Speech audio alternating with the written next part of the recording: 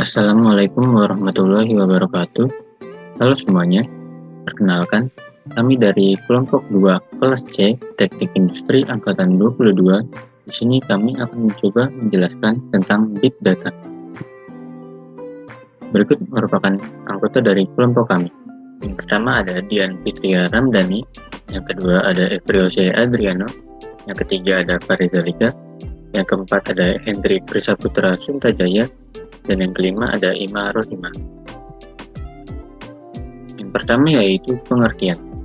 Big data adalah istilah yang menggambarkan volume besar data, baik secara terstruktur maupun tidak terstruktur. Istilah big data mengacu pada data yang sangat besar. Big data merupakan tindakan pengolahan data yang sudah ada sejak lama, dengan mengakses dan menyimpan sejumlah data informasi yang besar untuk dilakukan analitik. Tetapi, konsep big data mulai dikenal pada awal 2000-an. Big data digunakan untuk menemukan jawaban yang memungkinkan terhadap produk, seperti pengurangan biaya, pengurangan waktu, pengembangan produk baru, dan pengambilan keputusan yang cerdas. Saya akan menjelaskan tentang cara kerja pada big data. Cara kerja pada big data yaitu 1. Tetapkan strategi big data. Strategi big data adalah rencana yang dibuat untuk membantu, mengawasi, dan meningkatkan dalam memperoleh, menyimpan, mengelola, berbagi, dan menggunakan data. Yang kedua, ketahui sumber big data. Sumber big data dapat dibagi menjadi 3 jenis, yaitu yang pertama, streaming data, berasal dari Internet of Things dan perangkat terhubung lainnya yang mengalir ke sistem TI dari perangkat yang dapat dipakai, mobil pintar, perangkat medis, peralatan industri, dan banyak lagi. Yang kedua, media sosial. Data media sosial berasal dari interaksi di Facebook, YouTube, Instagram, dan lain-lain dalam bentuk gambar, video, suara, dan teks. 3. Data yang tersedia untuk umum, berasal dari sejumlah besar sumber data terbuka. Yang selanjutnya, cara kerja big data selanjutnya yaitu ketiga, akses, kelola, dan simpan big data. Beberapa data dapat disimpan dan dikelola secara melalui solusi cloud, data lake, dan Hadoop. 4. Menganalisis big data dengan teknologi kinerja tinggi seperti komputasi grid atau analytics dapat menggunakan semua data besar untuk analisis. Pendekatan lain adalah untuk menentukan data mana yang relevan sebelum menganalisisnya. Yang kelima, membuat keputusan yang cerdas dan digerakkan oleh data. Dikelola dengan baik, data terpercaya mengarah ke analitik terpercaya sehingga menghasilkan keputusan terpercaya. Slide selanjutnya. Langkah berikutnya, untuk memulai bisnis, dapatkan wawasan bisnis yang dibutuhkan, tindak cepat, membuat keputusan dengan percaya diri, bekerja lebih efisien, dapat dibantu dengan big data. Cara-cara tahapannya dimulai dari 1. Menjadi lebih produktif dengan bekerja secara mandiri, tidak perlu kalian khusus dan tidak diperlukan kodaan atau SQL. 2. Persiapkan data lebih cepat sehingga siap beraksi. Yang ketiga, gunakan kembali tugas persiapan data untuk lebih efisien. Yang keempat, berkolaborasi dengan anggota tim lainnya. Kemudian dilanjutkan dengan pembahasan tipe-tipe data. Tipe-tipe data ini dibagi beberapa macam, yaitu yang pertama akan kita bahas yaitu tentang tipe data berdasarkan nilainya atau isinya. Tipe data berdasarkan nilainya atau isinya ini dibagi menjadi 2, yaitu yang pertama tipe data kategorik, yang kedua adalah tipe data numerik. Tipe data kategorik adalah tipe data yang tidak dapat dihitung secara kuantitatif, sehingga dapat dibedakan nilainya satu dengan yang lainnya. Tipe data kategorik ini contohnya itu yang pertama adalah tipe data nominal, yang kedua adalah tipe data biner, yang ketiga adalah tipe data ordinal. Tipe data nominal adalah tipe data yang dapat dihitung, contohnya yaitu waktu, tanggal, kemudian mata uang, dan lain-lain. Kemudian tipe data biner. Tipe data biner inilah adalah tipe data nominal yang dapat dihitung, kemudian bersifat ya atau tidak. Kemudian yang ketiga adalah tipe data ordinal. Tipe data ordinal adalah tipe data yang memiliki jarak interval dari rendah ke tinggi. Kemudian yang kedua adalah pembahasan tentang tipe data numerik. Tipe data numerik adalah tipe data yang dapat dihitung secara kuantitatif. Tipe data numerik ini biasanya bisa dihitung secara operasi matematika.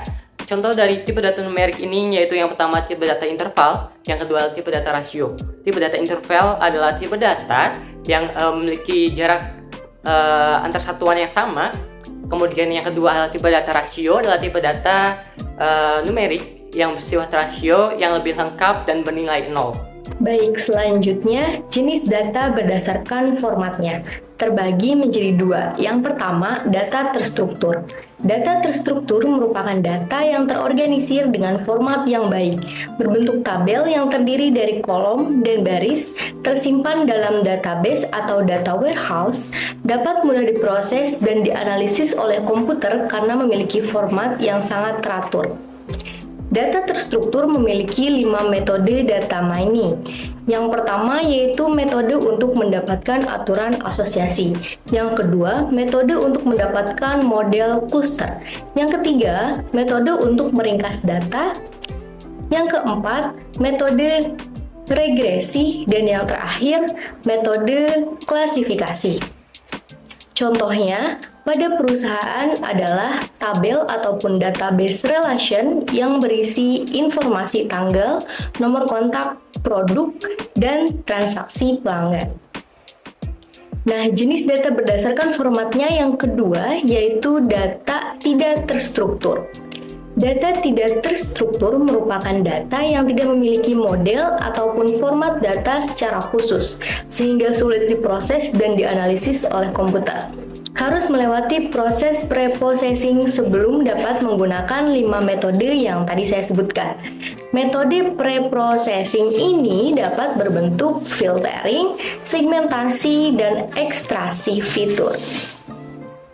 Data tidak terstruktur seringkali ditemukan pada data multimedia, yaitu yang pertama data teks. Data teks terbentuk dari susunan kata, frase, atau karakter, seperti tanda seru, yang setiap elemennya memiliki nilai kategori. Contohnya data rekam medis, halaman web, email, atau pesan media sosial. Yang kedua, data gambar. Terbentuk dari susunan data 2 dimensi yang setiap elemennya memiliki tipe dan numerik. Contohnya adalah data PNG. Yang ketiga, data video. Gabungan dari data-data gambar yang tersusun berdasarkan satuan waktu. Contohnya adalah data AV, Windows Media Video, atau NPEG.